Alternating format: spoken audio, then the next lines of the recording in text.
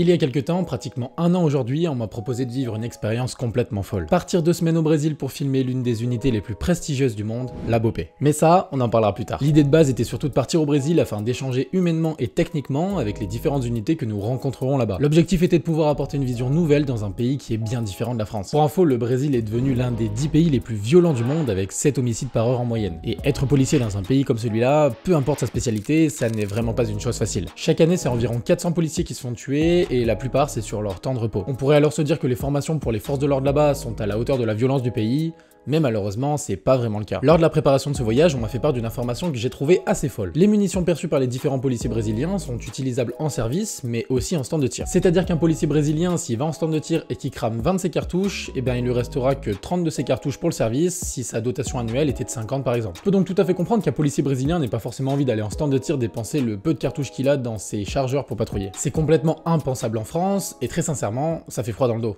Nickel, j'ai cassé l'ambiance. Évidemment, pour ce voyage, je ne pars pas tout seul. D'abord parce que j'ai pas les contacts, et surtout parce que c'est pas mon projet. Lui, c'est Humberto, c'est celui qui a eu l'idée de Tribops. Pour résumer son parcours, il a passé plusieurs années dans l'armée brésilienne au sein de la sécurité du président, en plus d'être instructeur de combat et de tir. Aujourd'hui, il est instructeur de tir pour différentes unités à travers le monde. C'était clairement son idée de créer un échange entre son pays d'origine qu'est le Brésil et nous. Mais ça me surprend pas vraiment, puisque depuis que je le connais, il a toujours été hyper généreux, et ça, avec n'importe qui. C'est sûrement d'ailleurs l'homme le plus gentil et loyal que je connaisse. Lui, c'est Joab, il est aussi instructeur de tir et brésilien. Joab et Humberto sont tous les deux de très bons potes et partagent des valeurs communes. Ils ne pouvaient donc que compléter le duo qu'ils formaient avec Humberto pour ce projet. Moi, mon duo, c'est ma caméra. Je les ai accompagnés afin de retracer leur parcours et c'est actuellement ce que vous regardez.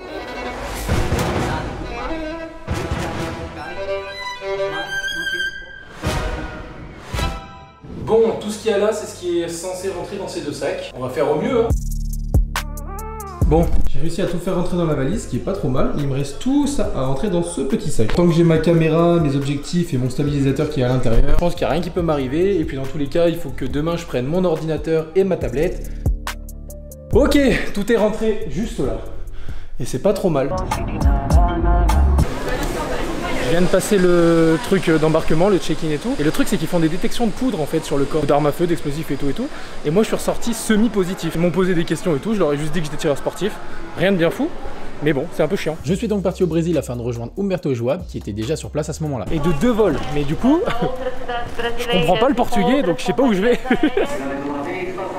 Après quelques vols, me voilà arrivé à Belo Horizonte, mais sans mon sac. En gros, ma valise était à Sao Paulo, alors que ma compagnie aérienne m'avait dit qu'ils s'en occupaient. Donc du coup, j'ai fait les démarches là pour qu'ils puissent me l'envoyer ici. Ça va que j'ai 6 heures d'attente avant de rejoindre les copains, mais ça me fait bien chier. Donc voilà. Bon, après quelques heures d'attente, Humberto et Joab m'ont alors rejoint à l'aéroport. Et je vous avoue que d'attendre mon sac durant 7 heures dans un pays que je connais absolument pas, ça m'a littéralement achevé et j'avais qu'une seule envie, dormir. Mais c'est pas la disparition d'un sac rempli de matériel cher, qualitatif et surtout primordial qui allait gâcher mon voyage.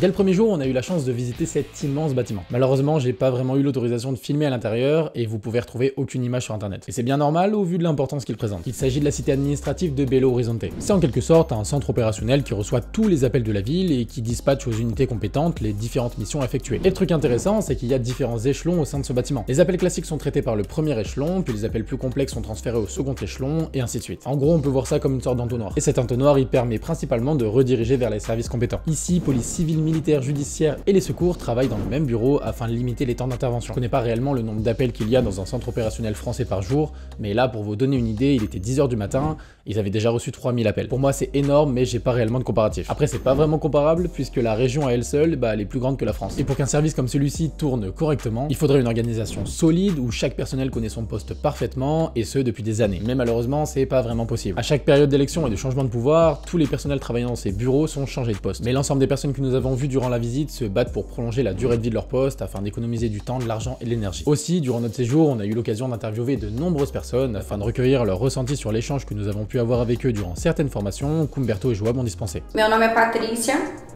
eu sou policial civil aqui em Minas Gerais e me sinto muito honrada em fazer parte dos profissionais de segurança pública escolhidos para serem orientados e instruídos neste programa de tão alto nível.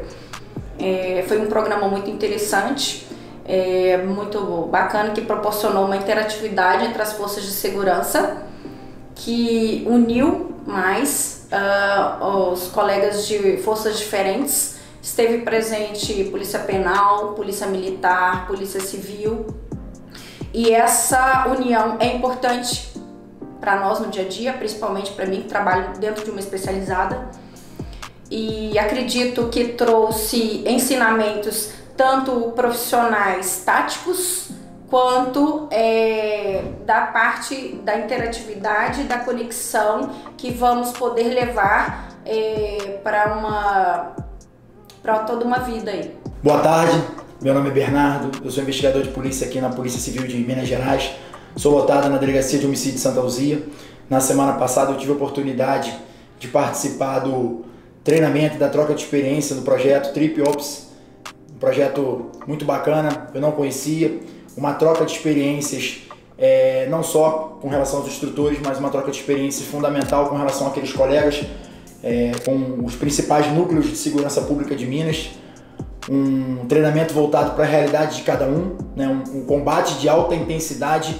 Après cette grosse journée, nous nous sommes rendus à Formigas à quelques heures de voiture pour se poser quelques jours. Au programme, rencontres, tirs et instructions.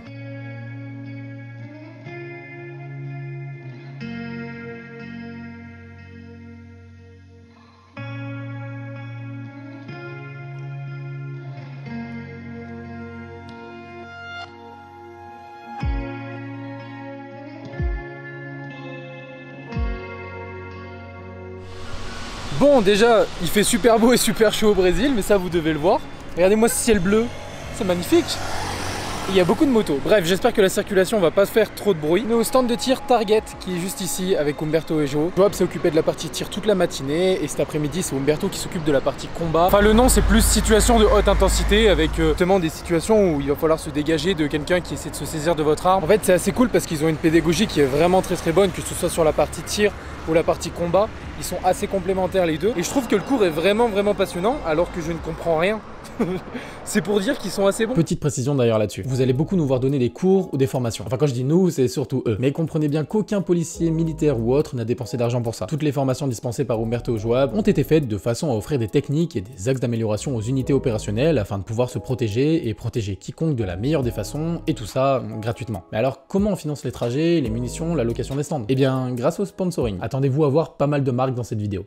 D'ailleurs, en parlant de munitions, vous savez combien coûte une boîte de 50 cartouches de 9 mm au Brésil? 50 € plus. 80 € plus. 150 € plus. Une boîte de 50 cartouches de 9 mm au Brésil coûte environ 200 €. Il s'agirait donc d'un investissement énorme pour un opérateur dans un pays où le salaire d'un policier n'est pas du tout le même qu'en France. Il était donc important pour nous de pouvoir offrir l'intégralité de la prestation aux différents stagiaires.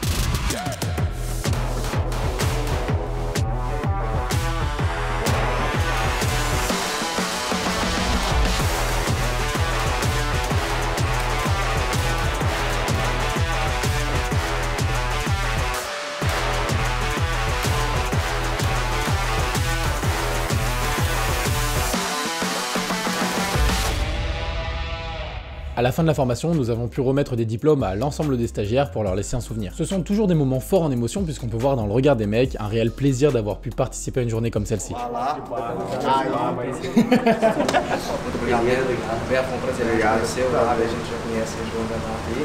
Mas muito obrigado mesmo e que essa seja a primeira de muitas outras. Em nome de Jesus. Correto, que a gente esteja junto aí. Meu nome é Danilo César, sou delegado de polícia, hoje aqui representando a Polícia Civil nesse intercâmbio de troca de conhecimentos, né, entre as forças de segurança pública e recebendo aí as instruções do pessoal da Tribe Ups, que nos prestigiam, nos fornecendo essas instruções. São brasileiros que hoje ministram instruções na Europa e hoje estiveram aqui atualizando as forças de segurança pública, Polícia Civil, Polícia Militar, Polícia Penal, trazendo conhecimento e com certeza nos agregará muito nas nossas atividades diárias e fortalecerá as nossas técnicas para que nós possamos realizar um serviço de maior qualidade. E isso é muito importante. A gente agradece ao Joab, ao Sampaio, os representantes da Tribe Ups, que é uma honra para nós recebê-los aqui em Formiga para nos fornecer essas instruções. Ô, Ale, Finex! Mais uma. Bien joué les gars. Allez, Clem. Bon, merci. Hein. Bon, t'inquiète. Je suis là 2 semaines. Hein. Bon, bah c'était la première journée et il faut dire ce qui est, je suis éclatax. J'ai rempli 2 cartes SD en une journée, mais c'était super. Honnêtement, les Brésiliens sont trop cool. Tous les gars qu'on a rencontrés aujourd'hui sont trop cool. Et non, ça fait plaisir d'être venu ici et de rencontrer des gars comme ça. Alors que c'est juste mon premier jour. Hein? On part de la maison, il y a Joab et Humberto qui ont un cours là tout le week-end sur des fondamentaux de tir et du combat de haute intensité. On va aller préparer le stand de tir, même si on a déjà donné un cours hier, au moins là, je dis on, ils ont donné un cours, moi je filmais. Le truc c'est de tout préparer avant que les stagiaires arrivent demain. Il y a un truc qui me fait plaisir, c'est qu'il fait très froid en France et du coup mes potes m'envoient des photos, ils ont des doudounes, des pulls et tout, et que moi, je suis en t-shirt short et j'ai chaud. Allez, hop. Les 4 règles de sécurité, Humberto. Oublié. Tu les connais plus? Ah mais je compte me faire tatouer son nom en fait. Gustavo Lima, sa tête, non? Gustavo Lima, sur la fesse je vais faire. On a dit 6 mètres. Ouh. Ciao la cible. Fin de séjour du coup pour nous, on a fait les valises. Ils ont donné des cours du coup à la police militaire, civile et tout. Ça c'est ce que j'ai filmé. Et à côté de ça, ils ont fait 2 journées de cours privés. Et j'ai pas filmé ça parce que c'était pas forcément très intéressant pour le documentaire. Car oui, parfois, Humberto et Joab ont dû donner des cours privés afin de renflouer les caisses de Tribops. Évidemment, l'intégralité de ce qu'on gagnait avec ces cours était directement reversée dans la bouffe, les déplacements et les logements. Donc là on prend la route direction Belo Horizonte. On arrive à l'hôtel ce soir. Et demain du coup on prend l'avion direction la Bopé. Je sais plus exactement le nom de la ville, mais on va être avec les mecs de la Bopé pendant plusieurs jours et j'avoue que c'est plutôt cool. C'est un peu le truc que j'attendais le plus et c'est sûrement le truc que vous attendiez aussi le plus. Je leur laisse faire tout le travail. Bon, let's go. Allez, c'est parti. Putain, les photos, elles sont sensationnelles. Oui, parce qu'en plus d'être vidéaste, je fais aussi quelques photos. Et si jamais vous voulez voir toutes les photos du séjour, je vous invite à vous rendre sur l'Instagram de Tribops. Humberto, on va où? Ouais. Salvador da Bahia. Yeah. Bon, départ pour Bahia. C'est là où il y a la Bopé et j'ai très hâte de les rencontrer. Ils ont quand même une réputation dans le monde qui est assez ouf. Et je suis un putain de privilégié de pouvoir faire ça, donc je trouve ça trop cool. Et j'espère que je vais pouvoir vous donner des belles images et des trucs vraiment sympas à regarder. Ouais, c'était vraiment la seule appréhension que j'avais, de ne pas pouvoir faire de belles images.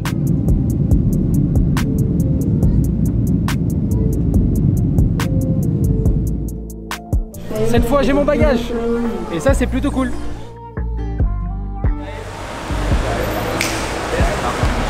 Arrivé à l'aéroport de Salvador, un homme de la Bopé nous attendait. Je dois avouer que l'aura que dégageait ce bonhomme était assez folle. Non, bora lá, bora lá. Aí porque senão, pô.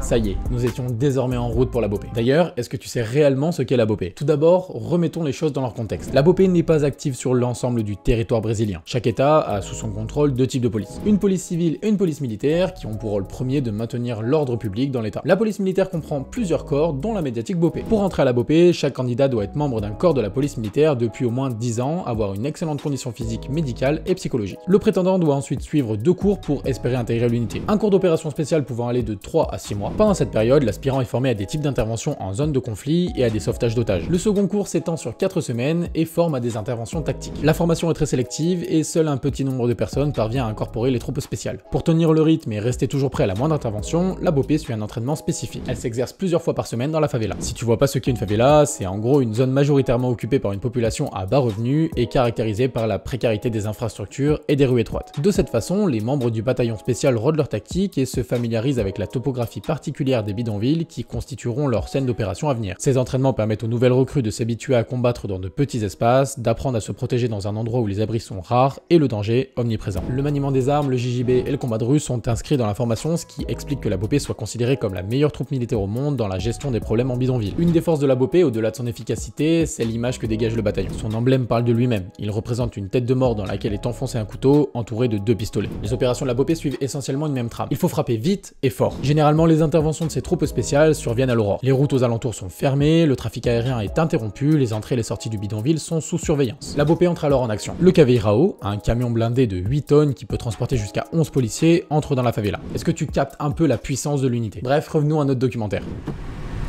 Tô direto nessa ponte aérea aí, meu irmão, o patrão dela viu uma chamada nela, talento.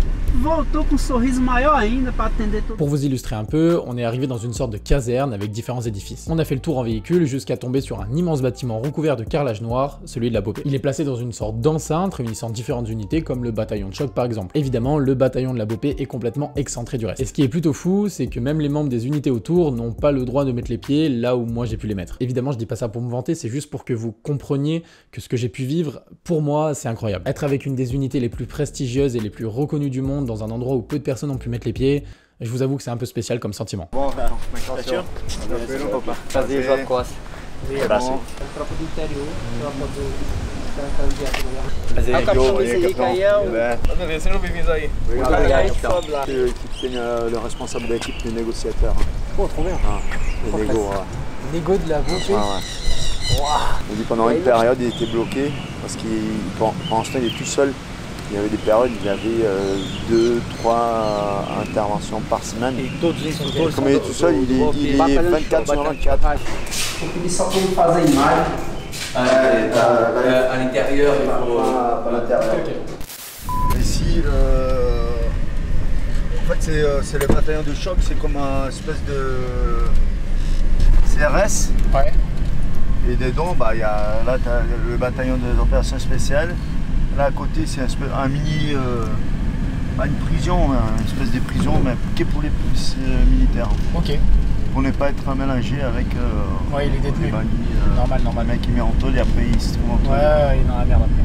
Ils organisent tous les ans pour la police un stage de survie pour les policiers en fait. Dans le centre là, Parce qu'ils meurent plus pendant leur temps libre qu'en service. Ok. Et du coup ils font un stage de survie pendant qu'ils étaient en temps libre. T'imagines? Putain, mais en fait c'est hyper risqué d'être policier au Brésil. Ça en fait t'es traqué tout le temps quoi. C'est dans la région, des trucs comme ça, ils ont leur tête à prime en fait. Ouais, juste pour payer des dettes aux trafiquants.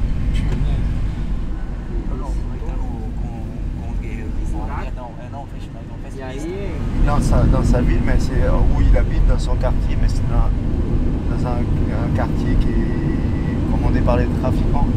Les mecs, ils ont attrapé, ils ont tué, ils ont ouvert son corps avec des couteaux, ils ont arraché son cœur. Putain. Juste parce qu'il était dans le bataillon. Parce que tu es policier. Diz a música, algo de errado, tomou tiro. L'homme en noir du début nous a alors reconduit à notre hôtel pour qu'on puisse se reposer pour la journée du lendemain qui s'annonçait très intéressante.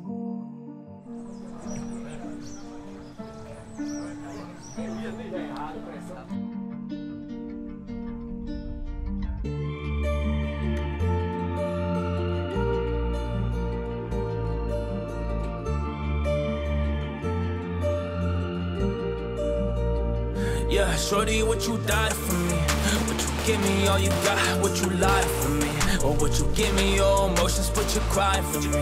Hey, or would you cry for me? Cause I'm just looking for a shorty. Cause I'm looking away from the doubt. There is no separation, it's only hearts that be pounding. Cause we will find a way.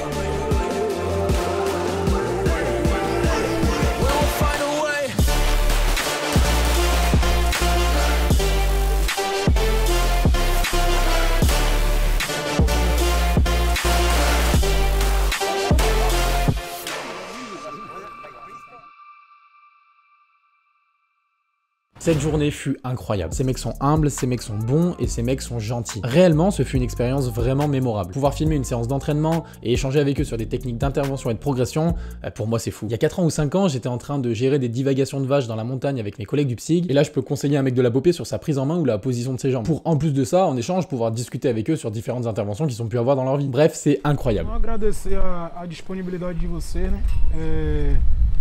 A gente sabe que lidar com a atividade de operações especiais não é para qualquer Tanto para quem está fazendo, né?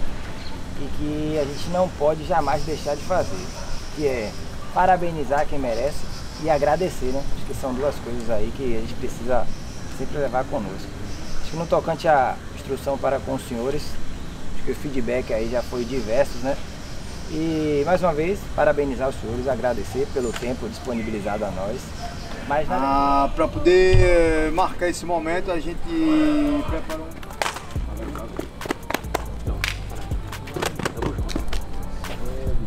Deus abençoe o menino.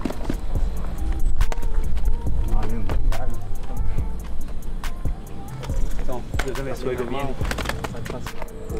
Deus abençoe o menino. Não, foi a primeira prova. Ele não fala, não falou com ele. Obrigadão, meu irmão. Então, volta amanhã de novo. Deu certo. Joab Costa Guimarães. Muito obrigado. Eu que agradeço. Deus abençoe o menino na unidade. E eu fiz um certificado aqui pro Clemon também. Né? Bom. Essa é Bom. Foi crente? Fala inglês, porra. Fala inglês, inglês é desenrola, cara. Desenrola no inglesinho. Beleza? Nouvelle destination. On va où aujourd'hui déjà? Au bataillon de Coé. Non, ouais, refais encore parce qu'on bagaillait tous les deux. Mais c'est pas grave, c'est naturel. Ouais, ok, nickel. Coé, c'est une unité d'élite de la police civile de l'État de la Bahia. Voilà, on ira les voir. Trop cool. Trop cool! Comme Joab l'a dit, le COI est une unité d'élite équivalente au RAID en gros. Ils ont des missions similaires à celles de la BOP, mais contrairement à eux, ils appartiennent à la police civile. En vrai, tu regardes, en 2 jours, j'ai fait la BOP et la Corée, ce qui est vraiment stylé.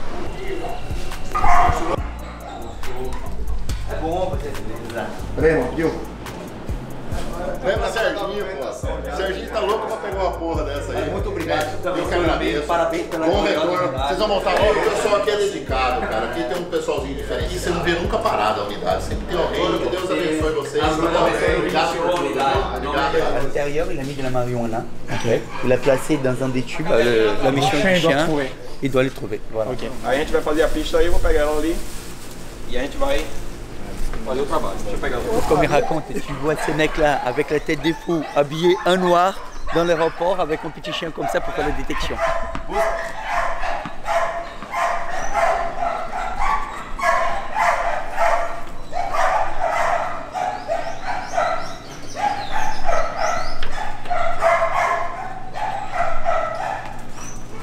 Marcou, isso é uma cadela de indicação passiva, marcando o ponto ali, né? Tem a bolinha dela, vou de ponto aí. Aqui, busca.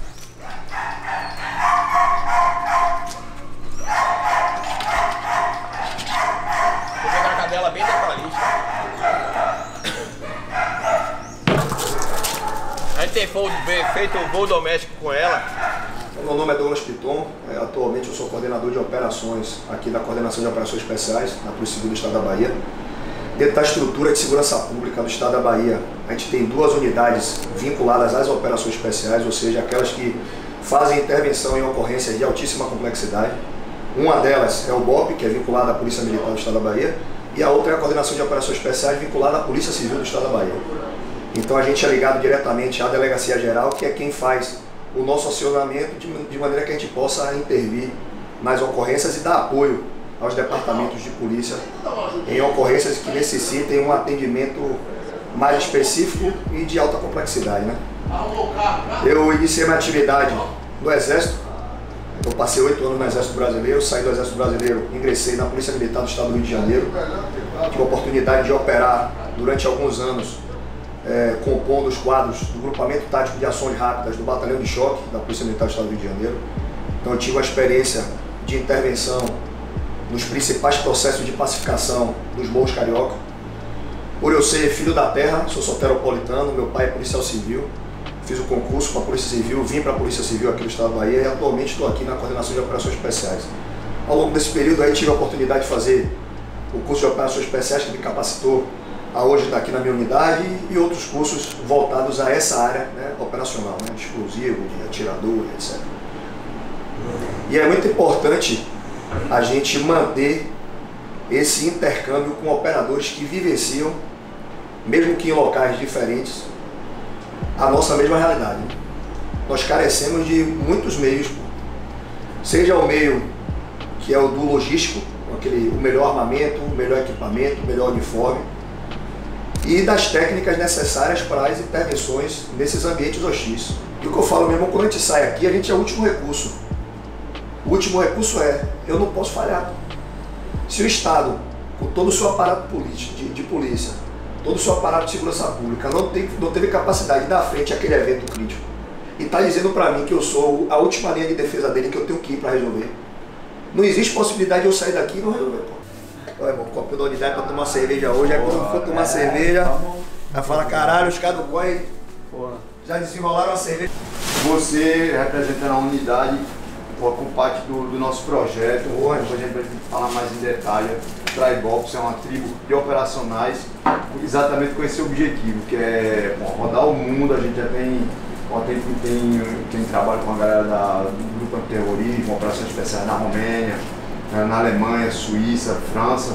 Então o objetivo é esse, é juntar essas forças, essas energias positivas para trocar essa experiência com uma boa energia. Valeu. Valeu. Satisfação. Meu irmão, caraca, valeu, ó. É uma lembrança singela, a gente ia. Fala com o francês aqui. Obrigado, irmão. À la suite de cette interview, l'alarme a retenti et on est parti en intervention avec eux. Sicom, informe aí qual o endereço do atacadão.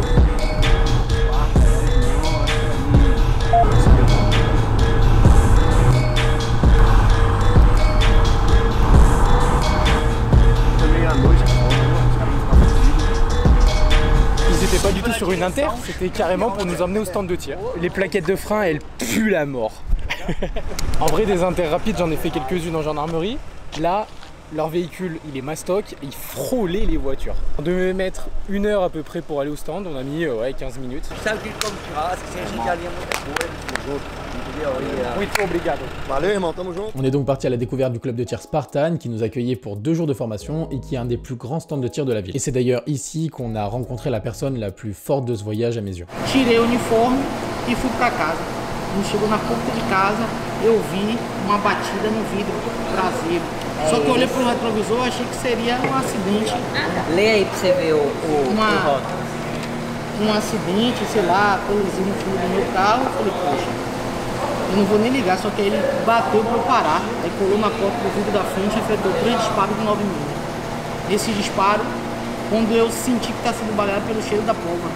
Aí eu caí por cima do volante, minha ex-esposa estava no banco do carona e a filha dela no banco traseiro. Aí eu tive frações de segundos ali para decidir o que eu ia fazer naquele momento do combate. E aí a gente treina, né? Eu falei, pô, o ônibus parou, o transporte público parou e através do olho do motorista olhando para mim, eu falei, vou saber onde é que eu fui alvejado.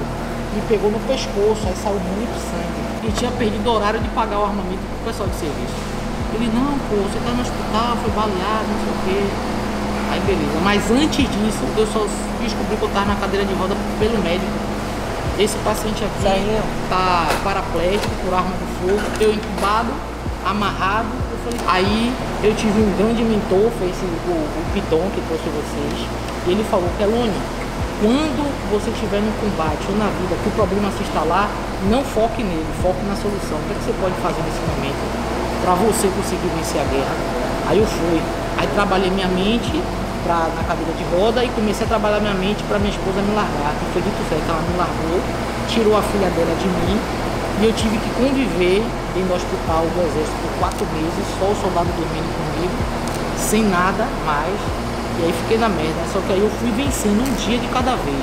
Porque eu não podia vencer a longo prazo. Eu tinha que vencer ali, pô, há 24 anos, não sei fazer xixi, não consigo fazer cocô, não consigo ter sensibilidade, não conseguia respirar, porque estava obstruída a minha traqueia. Eu falei, puxa, eu tenho que vender um dia de cada vez. Tem dia que eu perdia e tem dia que eu ganhava. Tem dia que eu perdia e tem dia que eu ganhava. Aí fui ganhando, fui trabalhando na minha mente, porque o tenente ele falava, o corpo, ele acompanha o que a mente acredita. Se sua mente é forte, seu corpo é forte. Se sua mente é fraca, seu corpo é fraco. Aí não, o militar se matou. Ele já morreu na mente. Já tá morto. Mas se ele vencer aqui, o corpo só vai acompanhar o combate. Você nunca perde, porque sua mente é forte. Aqui dentro eu tô andando, aqui dentro eu tô atirando, aqui dentro eu tô fazendo tudo. Aqui dentro.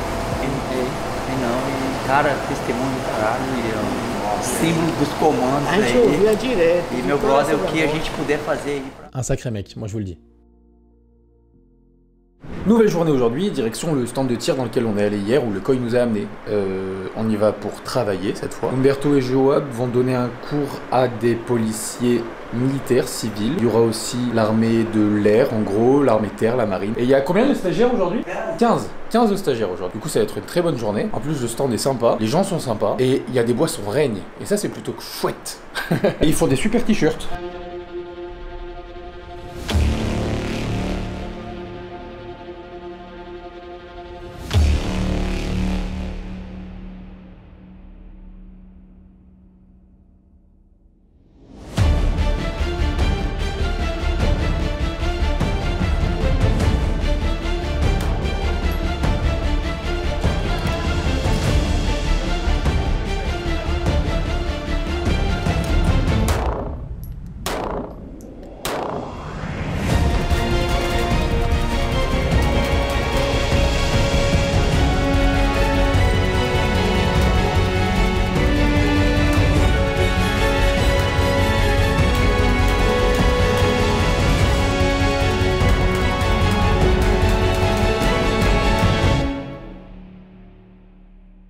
Nouveau jour, nouvelle destination, les valises sont prêtes. Je sais plus exactement où on va, mais on va chez Umberto, donc on a 1h30 de vol. Bahia, Salvador, c'est fini. Direction chez Umberto. Et oui, j'ai changé mon t-shirt.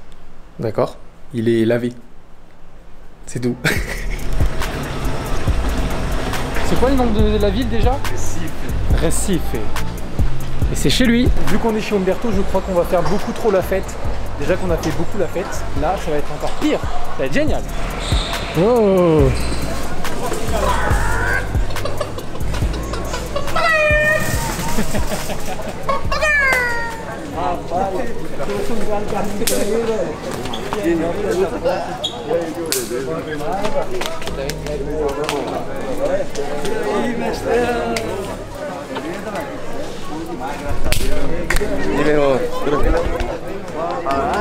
Ça va? Ça va? Passa, galera. Là, j'ai directement compris que j'allais passer un bon moment. Une vibe hyper agréable se dégageait d'eux, et si c'est la famille d'Umberto, je peux que leur faire confiance. Lui, je vais bien m'entendre avec, je pense. C'est trop drôle parce que c'est tous les copains d'Umberto qui font partie de la... Caralho, ei! Caralho! Vamos! Ei, cadê o esporão? Esporão! Vamos! Ale, ale, ale, ale!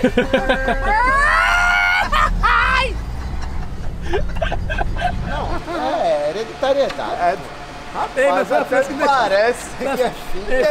Bien évidemment, on a fait la fête toute la nuit pour célébrer les retrouvailles avec sa famille. Mais raisonnablement, puisqu'on avait une grosse journée de tir le lendemain.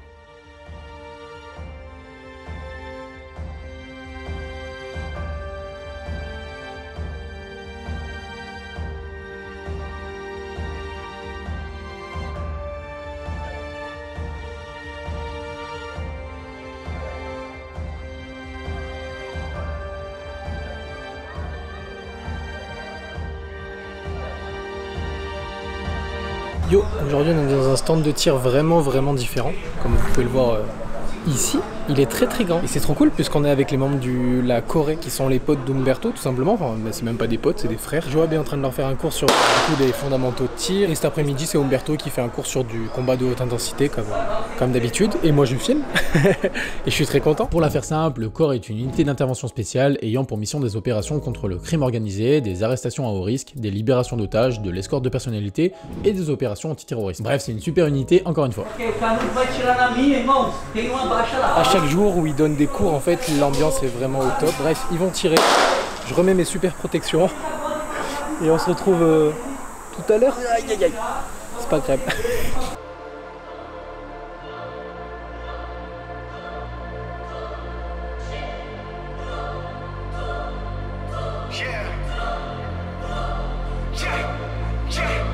Looking back at times when I was broke, back when I just didn't have a why for hope.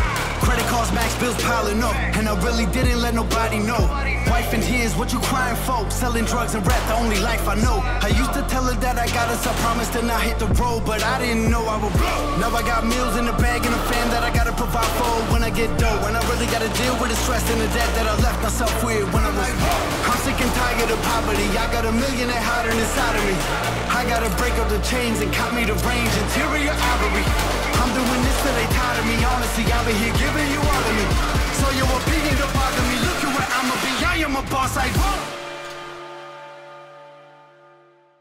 Le lendemain de notre séance de tir, on a eu l'occasion d'échanger avec eux sur leur technique d'intervention en milieu clos. C'est d'ailleurs très intéressant de voir leur façon de travailler qui est nettement différente de la nôtre.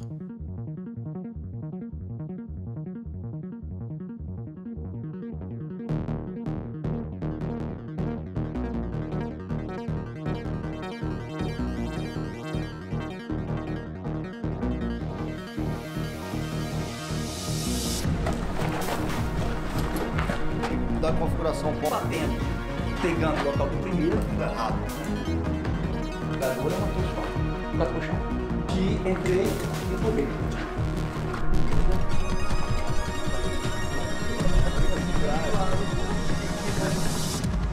D'ailleurs, il ne me semble pas vous avoir parlé d'Arruda, et je pense que c'est bien de le laisser se présenter. Meu nome é Jarbas de Arruda Cordeiro, sou o 2º sargento da Polícia Militar do Estado de Pernambuco. Sirvo hoje no BOP, Batalhão de Operações Especiais. Estou no BOP já há 24 anos. Tenho 31 anos de polícia e 50 anos de idade. E o que eu venho relatar nesse momento é sobre os intercâmbios que nós estamos fazendo, que é muito bom e de muita importância para o segmento da segurança pública. Esse intercâmbio mesmo com a Trip Ops é excelente, porque faz uma troca de conhecimento conosco daqui e com a tribo. Por quê? Em dado momento da minha vida, eu me deparei com uma situação muito caótica.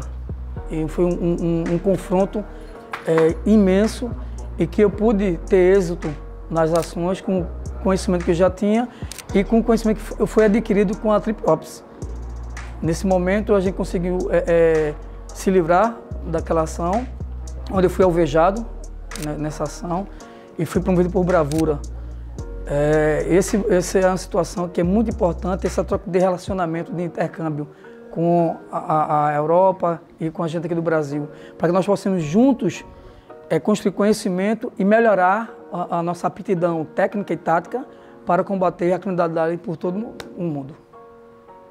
Meu nome é Wellington Silva, eu sou comissário de polícia da Polícia Civil aqui do Estado de Pernambuco e atualmente eu sou operador tático do CORE, que é o Comando de Operações e Recursos Especiais da Polícia Civil, na Polícia Judiciária aqui do Estado de Pernambuco. Sou operador especial, sou caveira, formado no curso de Operações Especiais do BOP no ano de 2008. Também fiz o curso de Operações e Sobrevivência na área Caatinga, CEOSAC, no ano de 1999 e estou trabalhando atualmente na Polícia Civil. Fui policial militar durante 15 anos, né? E de 2013 até a presente data eu estou trabalhando na Polícia Civil. Troca de técnicas é muito importante para a gente, porque faz com que nós nos reciclemos a todo momento e busquemos ao máximo a eficiência naquelas técnicas que podem ajudar a gente no desenvolvimento do nosso trabalho durante o dia a dia. E nós temos colocado em prática essas técnicas e isso aí tem ajudado bastante no nosso desenvolvimento profissional. Caralho, que porra! Après ces incroyables témoignages, on est rentré dormir pour une deuxième session de tir le lendemain.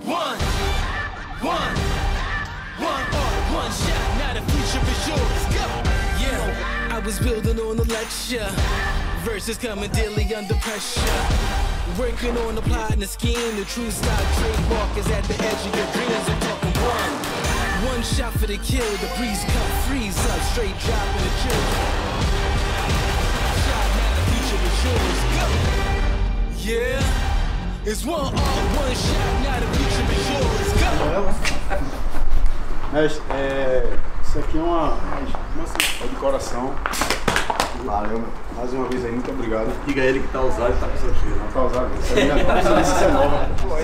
Pega ali pra ele. Traduz aí. Monge construit marionnette avec de la ficelle de papier.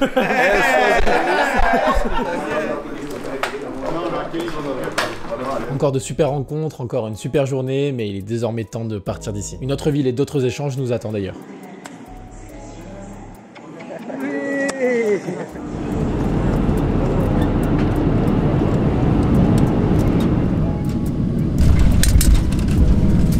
À peine arrivé à Sao Paulo, pas le temps de se reposer, direction la Guarda Municipale pour passer la journée ensemble. Au programme fondamentaux, tir et combat de haute intensité.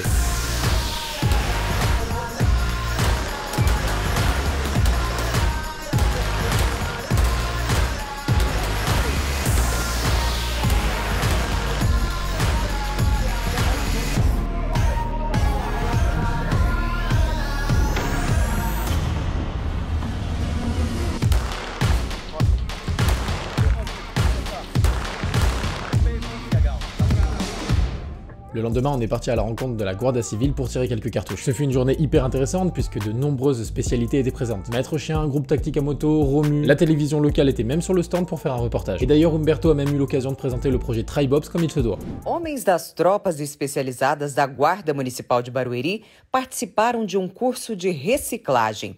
O treinamento foi feito por grupo francês liderado por militares da reserva que percorrem o mundo todo para atualizar técnicas de segurança e trocar experiências no combate à criminalidade.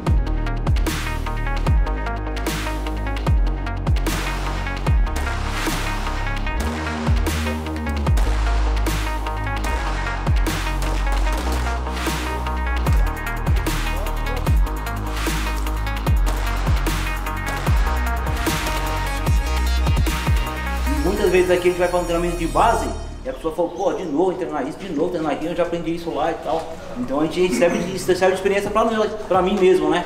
E procurar evoluir mais o básico, depois buscar um avançado. Muita gente tem que correr antes de andar. E isso é legal a gente ver de alguém que já serviu no Afeganistão, na França, em vários países do mundo e tem esse conceito enraizado, né? Isso serve para mostrar pra gente que o básico bem feito é o avançado. Le voyage touche à sa fin. Dernier jour au Brésil pour nous, derniers échanges avec différents membres de différentes romus de la région.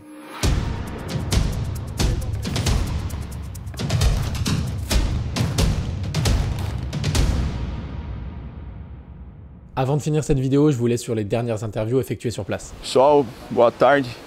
Meu nome é Marcos Danilo Snarriaga, conhecido como Snarriaga. Sou da Guarda Civil de Mauá. Trabalho atualmente no pelotão de Romu. É um destacamento especializado da Guarda Civil. Nós atuamos aí no patrulhamento tático ostensivo, bem como aí no controle de distúrbios civis. Tivemos a oportunidade aí hoje de ter essa troca de expérience. Fantastique pour la gente, isso é de extrême importância. C'est donc sur ces derniers mots que cette aventure se termine. Si j'ai appris quelque chose au cours de ce voyage, c'est que la langue n'est pas une barrière pour échanger. J'ai pu parler de techniques, de tir et de manipulation avec des mecs qui parlaient ni anglais et ni français. À mon sens, je viens de vivre l'expérience humaine la plus intense de ma vie. Je veux sincèrement remercier Humberto de m'avoir embarqué dans cette aventure. Néanmoins, Tribops n'aurait jamais pu être ce qu'il a été sans nos différents sponsors. Donc un grand merci à Adarom, Olight, TacMat, ATS Asensio, C4, Citac, Burgundy Kidex, DevTac ainsi qu'Overlord.